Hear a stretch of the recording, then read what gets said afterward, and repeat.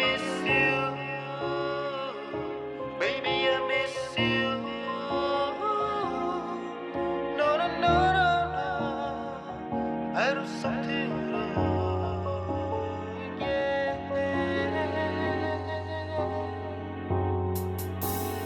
Em mang theo nỗi nhớ, mình mang như cơn gió, để anh ngồi đây đợi chờ, để anh ngẩn ngơ thật thơ trong mơ. Em mang theo ký ức, anh mang theo khát khao trong lòng vì ai, vì ai. No, no, no, no. Ngày em đi cơn mê cũng nhớ, ngọn đồi cùng ngóng trông theo người xưa.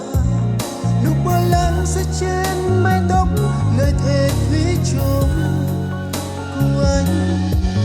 Giờ cơn mưa ngang qua nhớ nước, mặt chàng trai khóc bên hiên hàng đêm. Cầu mong bay đến mưa sóng kéo đến chỉ là giấc mơ. Baby, I miss you. Baby, I miss you.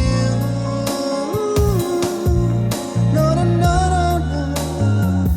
I do something wrong. Yeah. Qua đông đến, nỗi nhớ cộng thêm càng mênh mang. Tay ai giữ lấy, bàn tay giơ bút như lang thang, cưỡi vào gió chút bâng khuâng. Bao kỷ niệm anh chôn giấu, cưỡi vào nắng chút hụt hẫng. Những ký ức và nỗi đau, bài nhạc anh viết tặng em. Cả thanh xuân này có lẽ đã chưa đủ góp nhặt tình yêu ngổn ngang. Em quay lưng làm anh phải thất thố, đêm lại vàng rơi qua từng ô cửa. Anh phải làm sao khi mùa mưa tới, đừng để anh phải cô đơn. Anh không muốn chờ đợi thêm lần nữa.